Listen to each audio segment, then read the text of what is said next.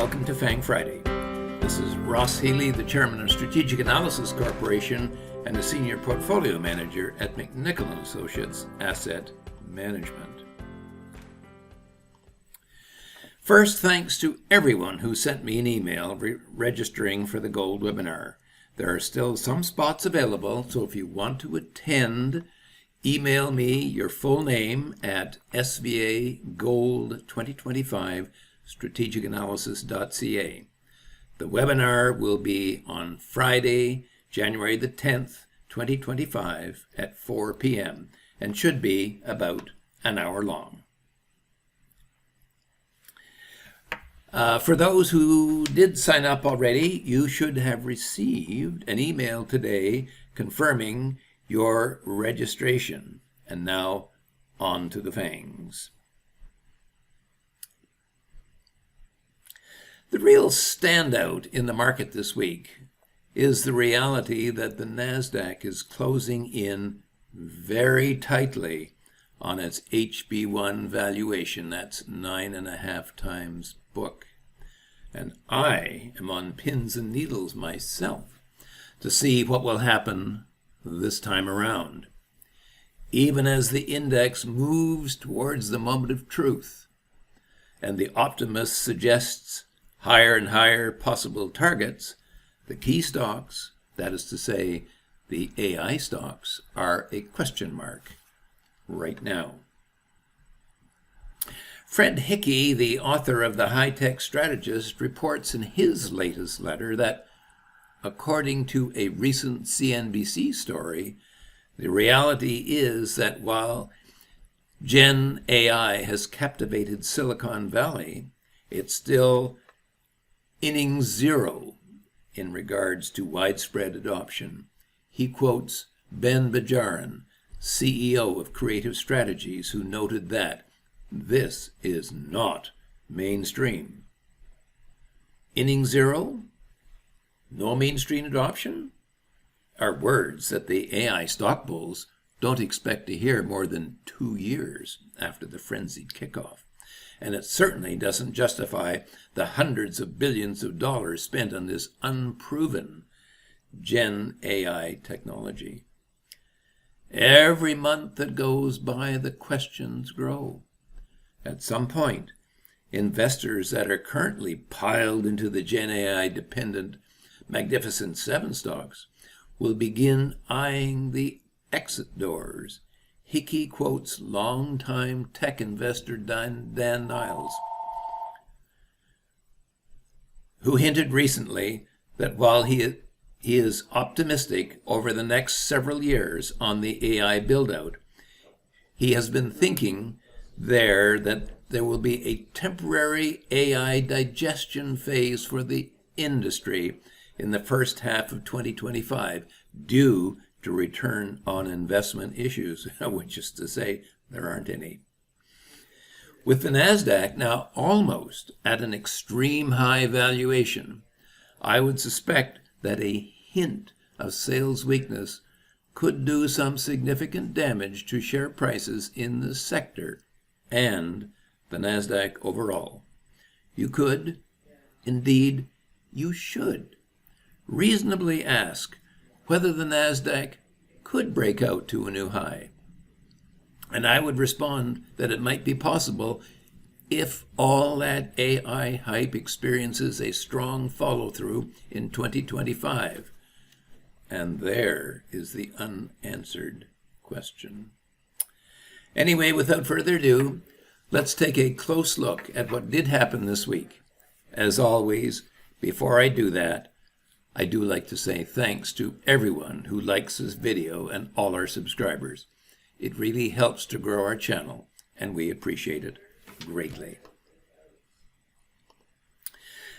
Let's start off with Amazon, and this was a week in which everything worked out. And here's Amazon bouncing nicely off its bubble price.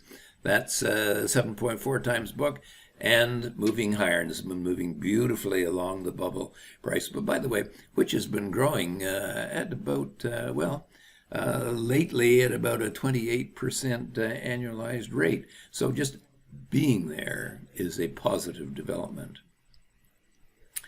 Alphabet, yes, Alphabet has run into some potential regulatory issues from another number of jurisdictions, but it looks as if the stock has got a little bit of positive feeling this week, and it's been a good week for Alphabet holders.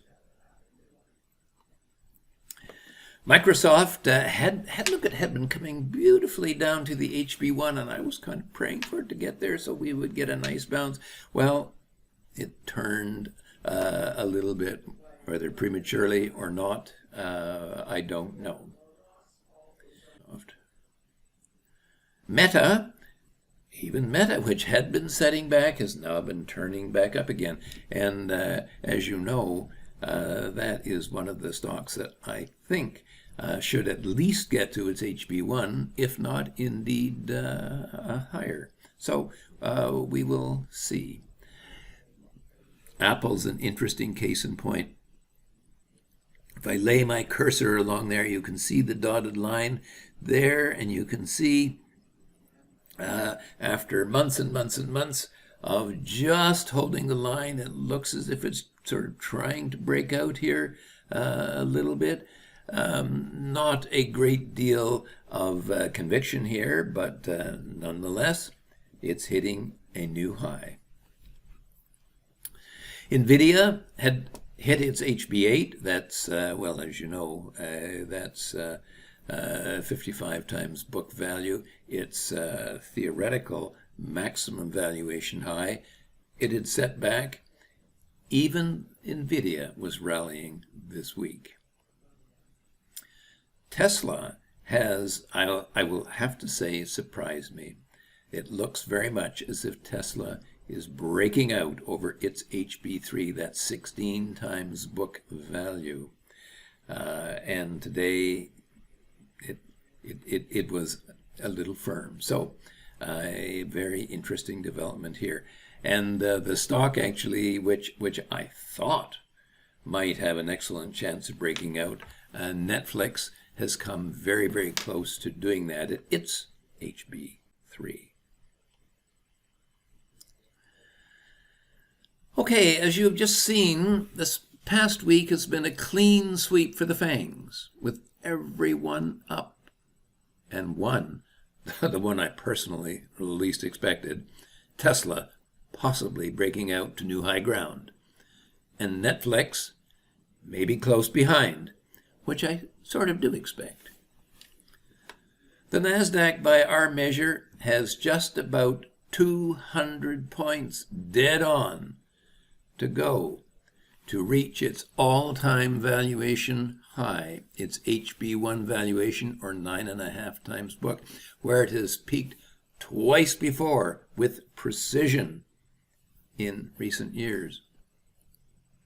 A breakout here into new absolute high ground is unlikely, in my view, but over the past 60 years in the stock market, I've learned never to try to tell the market anything.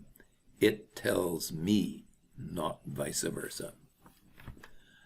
My closing thoughts for this week are direct and simple. Now we watch and wait. In the meantime, have a good week. Anyway, that's all for this week. For now, this has been Ross Healy, the chairman of Strategic Analysis Corporation and a senior portfolio manager at McNichol & Associates Asset Management, reminding you that nothing, including investing, is difficult if you have the right tools. I will see you next week.